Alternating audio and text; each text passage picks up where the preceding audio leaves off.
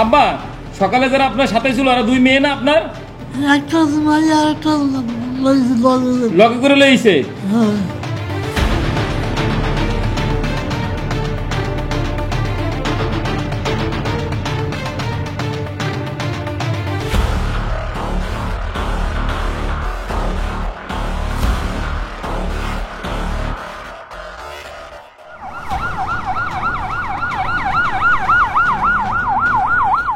আব্বু আপনার মেয়ে কয়জন?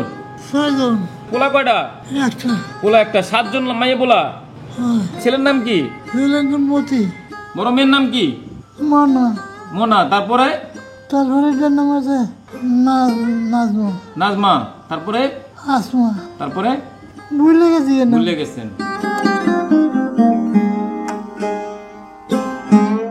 একজন অজ্ঞাত বৃদ্ধ, চোখে অন্ধ কিন্তু মনের দৃষ্টিতে দেখেছেন সন্তানদের অবহেলা। হয়তো ফেলে যাওয়ার দৃশ্যটা বুঝেছিলেন হৃদয় দিয়ে।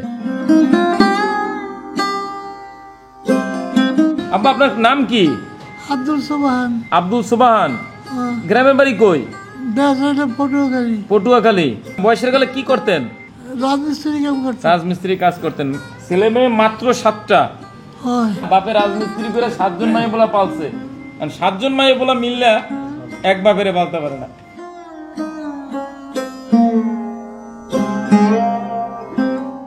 নাম তার সুবহান। 7 সন্তান, কিন্তু ঠাঁই হলো না কোনো এক সন্তানের ঘরেও। একটি চোখ নেই, আর অন্য চোখে কিছুই দেখতে পান না। জীবনভর হয়তো সন্তানদের জন্যই কেটেছে তার প্রতিটা দিন, কিন্তু শেষ বয়সে তিনি হয়ে পড়েছেন অবাঞ্ছিত। আব্বা ভালো আছেন? সকালে আমি কি কইলাম, এরপর আপনার মায়ের আপনার হালাই হয়ে গেল গা। দেখছেন অবস্থাটা? বাবা আমার কপালে ছিল। আব্বা সকালে যারা আপনার সাথে ছিল আর দুই মেয়ে না আপনার একটা মাই আর একটা লগে করে লইছে। তাকে 2 জন নারী নিয়ে এসেছিলেন child and old age care আশ্রমে আশ্রয়ের আশায়, কিন্তু প্রতিষ্ঠানের নিয়ম মেনে জিডি ও স্বাস্থ্য পরীক্ষার কথা বলতেই তারা তাকে নিয়ে ফিরে যান।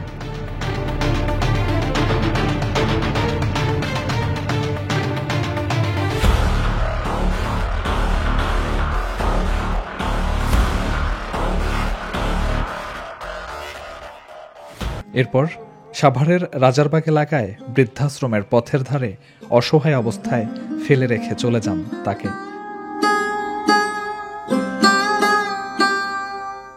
স্থানীয়রা বিষয়টি দেখে যোগাযোগ করেন সাভার থানায়। সমাজসেবা অফিস জানায় চাইল্ড অ্যান্ড ওল্ড এজ কেয়ারকে, আর সেখান থেকেই শুরু হয় উদ্ধার অভিযান।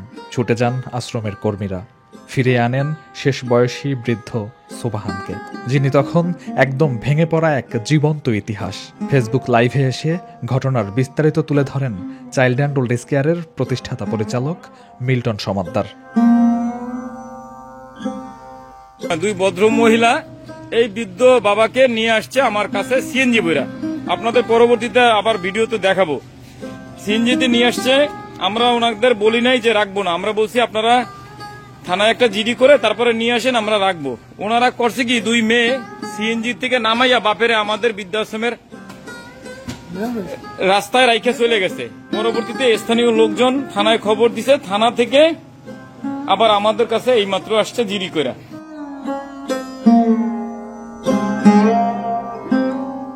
দর্শক ভেবে দেখেছেন এমন নির্মম ঘটনা, যেখানে মানবতার মুখ আরেকবার প্রশ্নবিদ্ধ হয়েছে? বৃদ্ধ বাবা আজ তিনি চাইল্ড অ্যান্ড ওল্ড এজ কেয়ারে নিরাপদ আশ্রয়ে আছেন পরিচর্যায়। আমাদের দৃঢ় বিশ্বাস তিনি দ্রুতই সুস্থ হয়ে উঠবেন। বৃদ্ধ বাবার জীবনের শেষ সময়টা যেন কাটে শান্তিতে, সম্মানে, ভালোবাসায়। এই প্রত্যাশায় আজকের উদ্ধারের এই বিশেষ পর্বে এতক্ষণ আপনাদের সাথে ছিলাম আমি, নয়ন সিনহা।